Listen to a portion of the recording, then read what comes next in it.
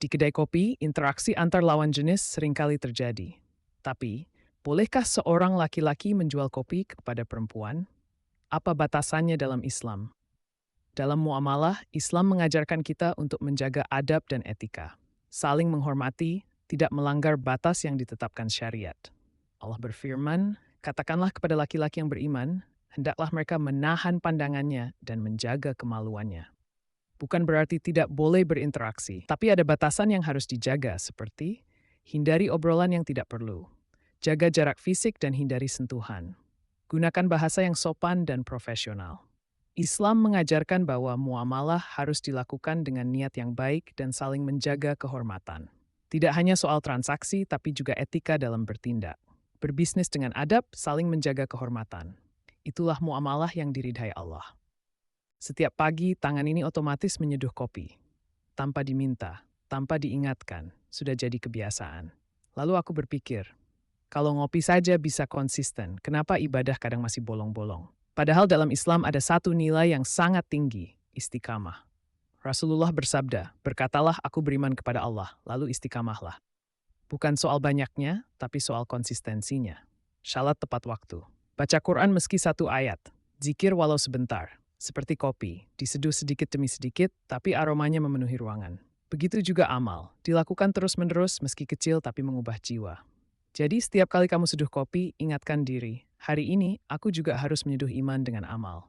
Istiqamah bukan soal kuat, tapi soal komitmen. Seperti kopi, ia menyegarkan karena hadir setiap hari. Di dunia yang sibuk mengejar lebih, kadang kita lupa menghargai yang sederhana. Seperti secangkir kopi hangat di pagi hari. Pahit tapi menenangkan, hangat tapi tak membakar. Sederhana tapi penuh makna.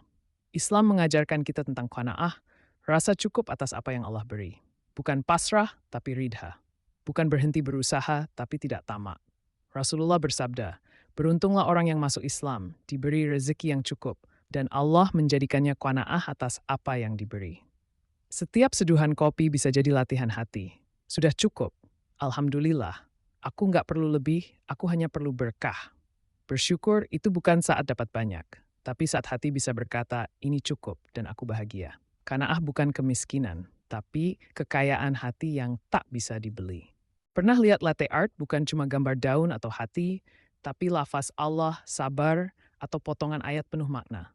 Itu bukan sekadar seni, itu dakwah dalam diam. Karena bagi sebagian orang, pesan dari secangkir kopi bisa lebih menyentuh hati.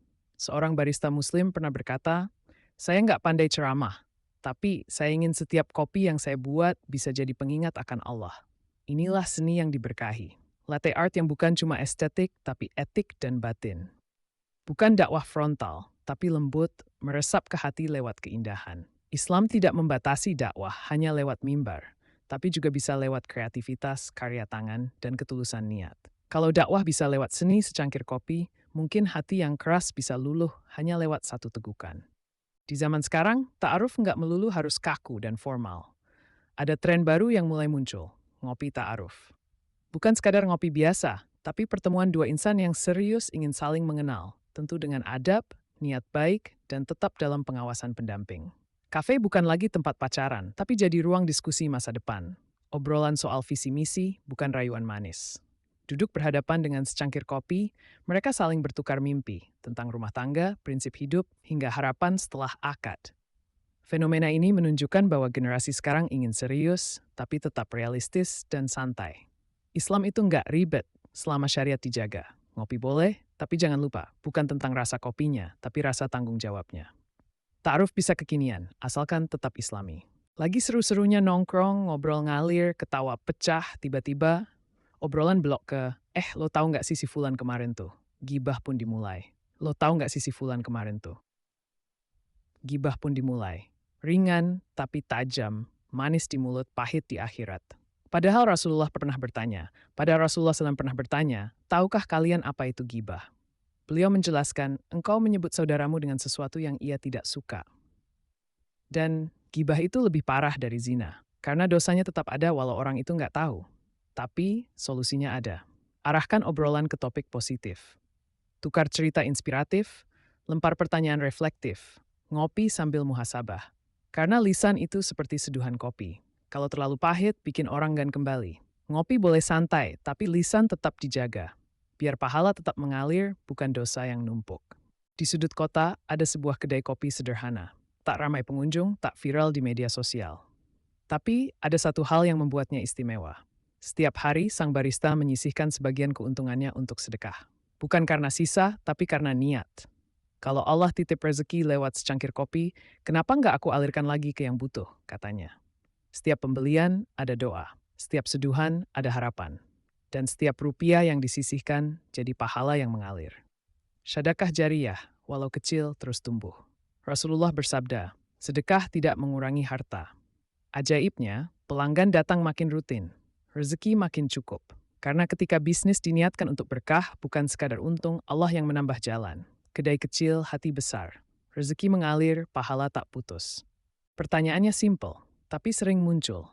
Boleh nggak sih minum kopi waktu sahur atau buka puasa? Secara fikih, boleh. Kopi tidak membatalkan puasa selama dikonsumsi di waktu yang halal, yaitu sebelum imsak dan setelah maghrib. Tapi dari sisi kesehatan, ada catatan. Minum kopi saat sahur bisa menyebabkan dehidrasi. Apalagi kalau kamu puasa di cuaca panas. Lebih baik didampingi air putih dan makanan berserat. Saat berbuka, kopi bisa membuat lambung kaget jika diminum langsung setelah azan. Disarankan buka dengan air plus kurma dulu, baru kopi setelah makan utama. Dan jangan lupa adabnya. Baca bismillah. Duduk saat minum. Jangan berlebihan, karena Islam mengajarkan makan dan minumlah, tapi jangan berlebihan. Kopi itu nikmat, tapi tetap ada waktunya. Puasa bukan hambatan, tapi ladang pahala dan kebijaksanaan. Namanya Ardi. Dulu ia cuma mampir ke kedai kopi itu buat cari wifi dan ngobrol santai. Tiap malam ia duduk di pojokan, pesan kopi hitam pahit seperti hidupnya waktu itu. Sampai suatu hari, barista di sana menyapanya beda. Bukan soal promo, tapi soal Tuhan hati dan arah hidup. Obrolan ringan itu jadi awal perubahan. Dari satu tanya ke tanya lain, dari kenapa lo selalu salat tepat waktu, sampai gimana sih rasanya punya tujuan hidup. Hari demi hari, Ardi mulai berubah. Buka Quran lewat HP, dengar kajian dari headphone, sampai akhirnya ia belajar wudhu dan syalat pertama kali masih di sudut kedai itu. Hijrah nggak selalu dimulai dari masjid, kadang dari meja kopi dan sepotong kejujuran. Allah membolak-balikan hati, kadang lewat obrolan sederhana di warung kopi biasa. Lagi asik nongkrong, ngobrol ngalor ngidul, tiba-tiba azan berkumandang. Sebentar lagi juga bro, santai dulu, kopinya belum habis. Kalimat itu sering terdengar, tapi tahukah kita, menunda syalat karena kopi bisa jadi bentuk lalai? Rasulullah SAW bersabda, amalan yang paling dicintai Allah adalah syalat di awal waktunya. Bukan berarti nongkrong haram, tapi adabnya adalah tahu kapan harus berdiri. Kalau tahu bakal nongkrong lama, kenapa nggak syalat dulu? Kopi bisa menenangkan pikiran, tapi syalat menenangkan jiwa. Nggak ada ruginya pamit sebentar, wudhu dan tunaikan kewajiban. Bahkan, nongkrongmu jadi lebih berkah. Obrolan jadi lebih dalam, hati jadi lebih lapang. Kopi bisa nunggu, tapi syalat jangan ditunda.